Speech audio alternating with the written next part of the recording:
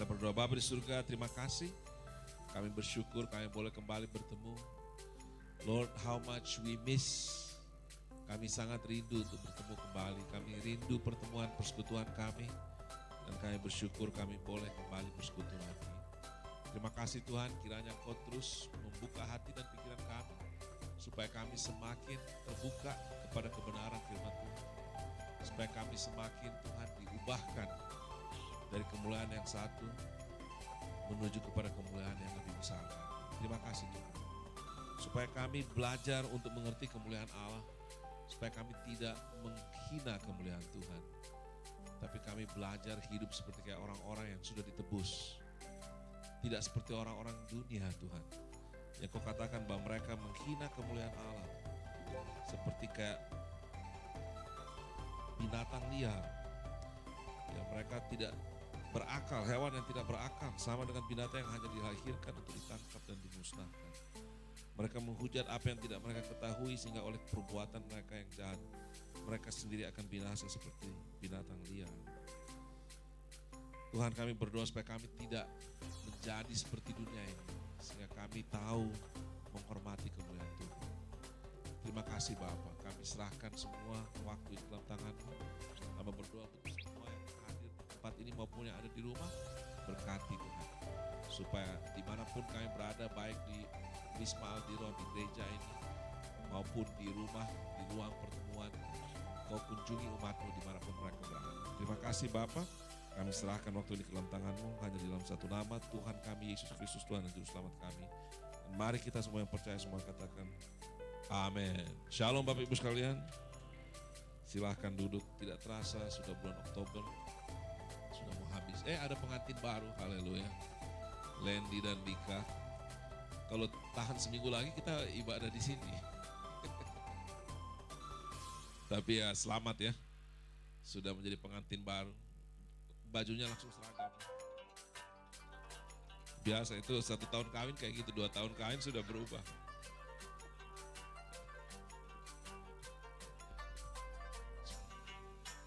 Saya tidak mau berbuat tentang 10 tahun lagi. Nah Bapak Ibu sekalian, firman Tuhan pada hari ini saya ingin bagikan. Saya ingin mengulang apa yang saya bagikan minggu lalu. Tapi saya mengulang, maksudnya saya ingin lebih detail. Bahwa kita ini melewati aniaya, melewati waktu-waktu yang berat. Ya, itu semua ada tujuannya. Tidak ada satupun yang lagi terjadi saat ini tanpa tujuan. Saya tahu saudara lewati kesulitan keuangan, macam-macam terjadi. Tapi ini semua punya tujuan ya. Nah Bapak Ibu sekalian, ada satu, saya buka aja dengan cerita ya. Ya, saudara mungkin tahu kerajaan Roma. Saudara tahu yang memulai kerajaan Roma itu siapa? Saudara tahu enggak? Saudara tahu bahwa Julius Caesar itu adalah diktator pertama. Dia bukan emperor tapi diktator. Sebenarnya mereka itu terdiri dari triumvirat. Jadi dulu mereka tidak mampu karena Roma itu berbentuk republik, ya. Jadi dia punya senat. Jadi ada wakil rakyatnya. Ada wakil kayak MPR. Ya, mereka punya suara dari berbagai daerah kumpul di senat. Dan apa yang terjadi, mereka punya juga punya emperor sebagai eksekutifnya.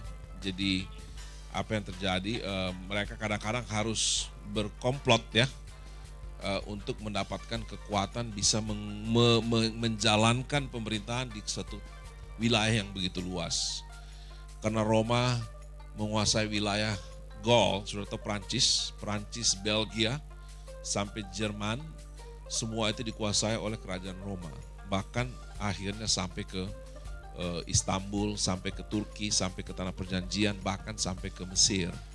Nah, Julius Caesar ini punya menjadi 3 triumvirat, berarti 3 yang memerintah. Julius Caesar sebagai diktator, kemudian dia punya panglima namanya Pompei, kemudian senatnya salah satunya namanya Crassus, ya, Marcus Crassus. Nah mereka bertiga inilah triumvirat pertama. 65 tahun sebelum Masehi lahirlah Roma. Ya. Oke, sudah mungkin kenapa Pak Erul mulai ajarkan begini ya. Ini memang saya suka ngajar dari sejarah. Ya, karena sudah lama tidak ada hari Sabtu ya saya gabungkan aja sekarang. Nah sesudah itu Julius Caesar itu dia mati dibunuh, assassin, ya, oleh siapa? Brutus. Dan ada satu lagi namanya Kausus. Jadi ada 2 orang yang membunuh dia, dan kemudian apa yang terjadi? Penggantinya adalah 2 orang. Pertama, saudaranya Julius Caesar yang namanya Marcus Antony. Marcus Antonius adalah seorang jenderal yang jatuh cinta pada Cleopatra. Dan Cleopatra itu adalah cinta dia pada waktu masih remaja.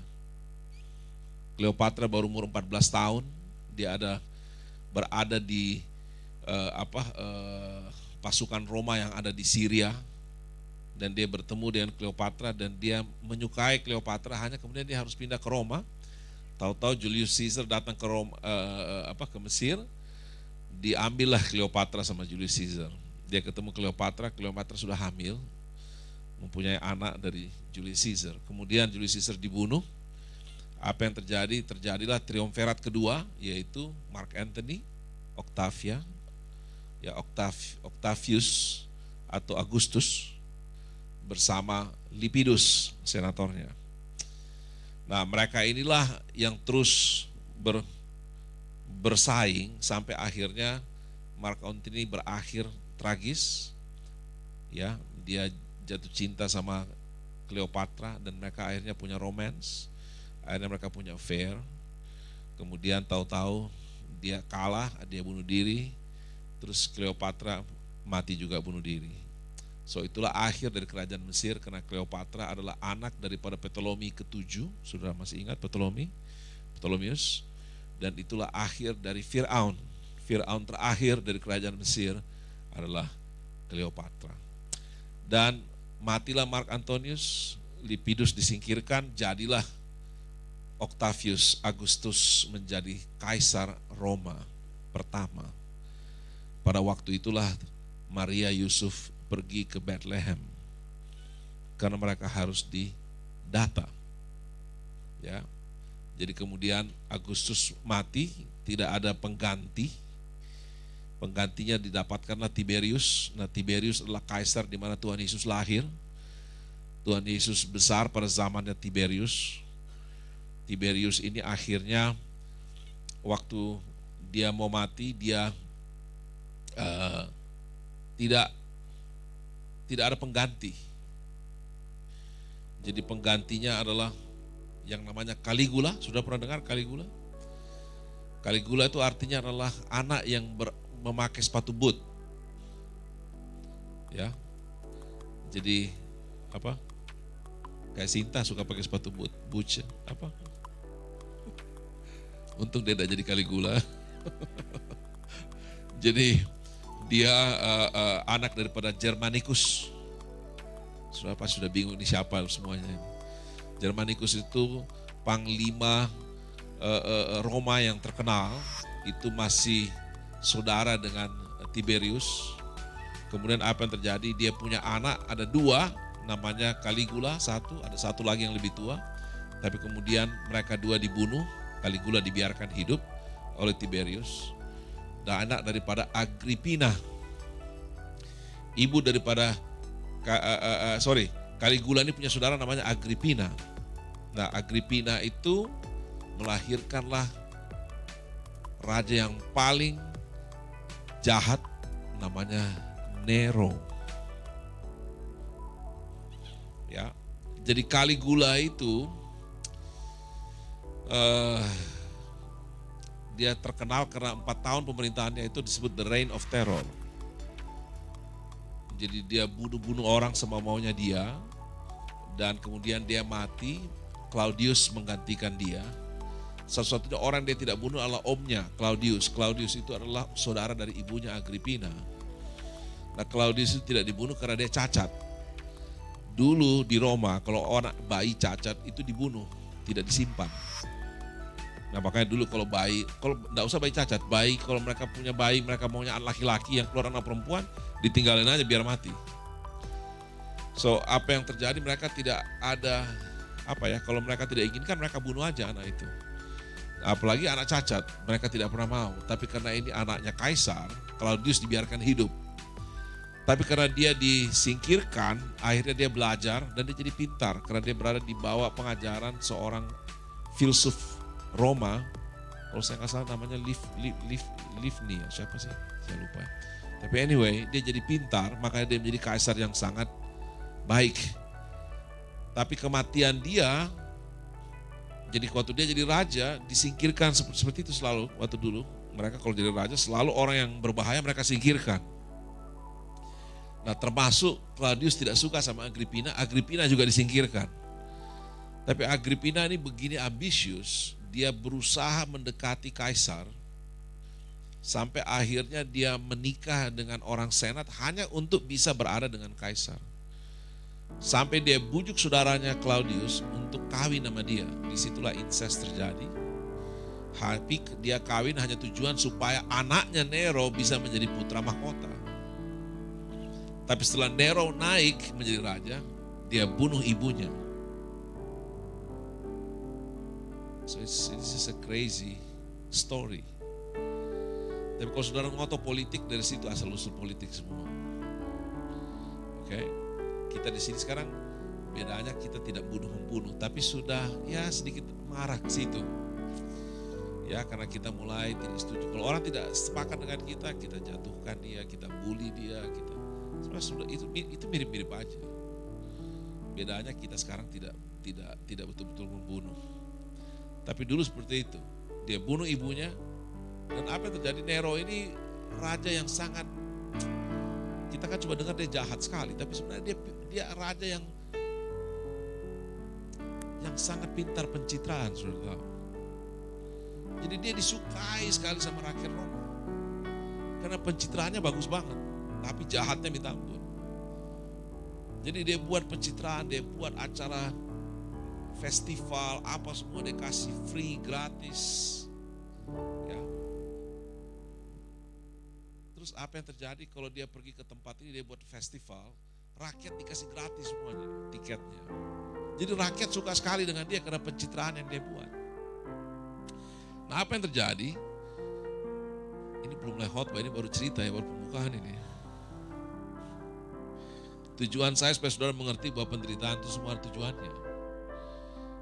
Nah Nero ini akhirnya, karena sudah agak gila dia, tapi tidak kelihatan dia gila, dia akhirnya membakar kota Roma. Terkenal sekali cerita itu, dia bakarlah kota Roma.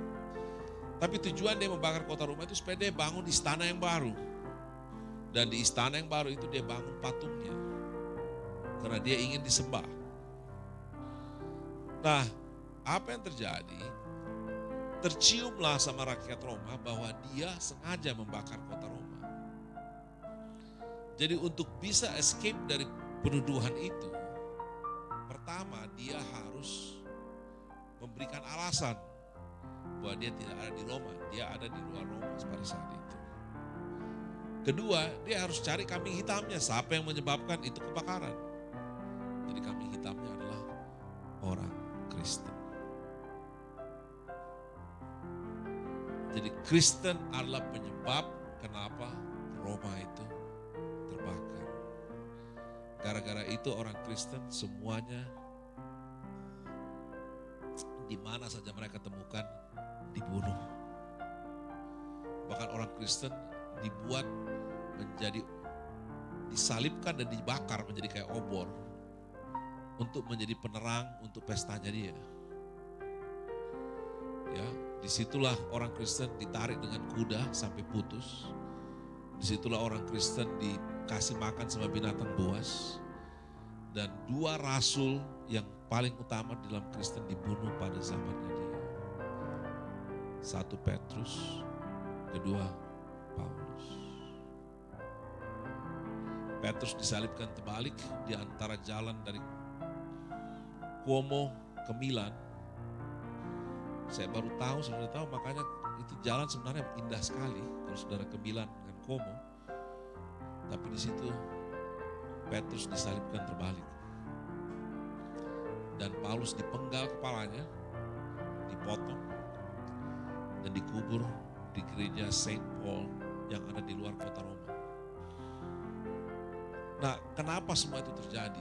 Kan saya bilang semua ada tujuannya. The reason kenapa saya ceritakan semua ini, karena the monster is in the making. Tidak terjadi tiba-tiba. Jadi karena sudah tahu bahwa sebenarnya semua peristiwa itu tidak terjadi tiba-tiba. Sebenarnya apa yang kita alami saat ini semua tidak ada yang tiba-tiba. Sudah direncanakan, sudah ada yang atur. Ya, it's a grand scheme. Sudah ada scheme-nya, saudara tahu. Itu juga makanya seperti saya katakan tadi, semua sudah ada scheme-nya. Sebenarnya Nero tidak bisa jadi raja, tapi karena Agrippina berusaha, dia lakukan apa supaya anaknya menjadi putra mahkota. Waktu Claudius mati, Nero naik, anaknya Claudius yang masih kecil tidak mungkin karena masih kecil tidak bisa naik. Akhirnya anaknya itu dibunuh supaya Nero satu-satunya menjadi ahli waris, dia menjadi kaisar, dan kegilaannya dia akhirnya menyebabkan orang Kristen dianiaya. So penderitaan yang sangat besar terjadi pada zamannya Nero itu, di mana orang Kristen disembelih itu persis pada zaman itu sekitar tahun 63 sampai 67 sesudah Masehi. Haleluya. Kenapa seperti itu? Karena penderitaan itu memisahkan antara orang Kristen yang benar dan orang Kristen tidak benar. So every purpose daripada semua penderitaan ini hanya membuktikan siapa yang betul-betul beriman, siapa yang tidak beriman. Itu saja. Jadi saudara harus tahu bahwa saat ini Tuhan lagi membuat pemisahan. Kalau saya pelajari akhir zaman, kita sekarang memang masuk ke tempat di mana Tuhan mulai pisahkan. Kita lihat Matius 25, Tuhan pisahkan antara kambing dengan domba. Tuhan bilang sama domba, saya waktu kelaparan kau berikan saya makan, saya waktu telanjang kau berikan saya pakaian, waktu saya di penjara kau kunjungi saya. Terus mereka bilang, Tuhan kapan kami lakukan itu? Terus mereka bilang, Tuhan bilang, apa yang kau lakukan terhadap seorang anak kecil ini? Karena aku kau lakukan itu buat aku. Terus kemudian Tuhan sisihkan kambing di sebelah kiri. Terus Tuhan bilang, waktu saya telanjang kau tidak berikan aku pakaian, waktu aku di penjara kau tidak kunjungi, waktu aku sakit kau tidak kelaparan, kau tidak berikan aku makanan, kau tidak kunjungi aku, kau tidak hibur aku, kau tidak. Terus mereka bilang, kapan kami tidak lakukan? Dia bilang, apa yang kau tidak lakukan pada saudaramu ini, kau tidak lakukan itu buat saya. Jadi Bapak Ibu sekalian, Tuhan pisahkan mana kambing dengan mana domba. Tuhan pisahkan mana gandum dari lalang. Semua ini saudara sudah sering baca. Lalang dengan gandum tidak beda jauh, kambing dengan domba tidak beda jauh. Pemisahan terjadi di antara orang Kristen, bukan orang non-Kristen. Jadi Tuhan sebelum dia datang, memang dia pisahkan. Sekarang ini lagi terjadi. Kesulitan yang kita alami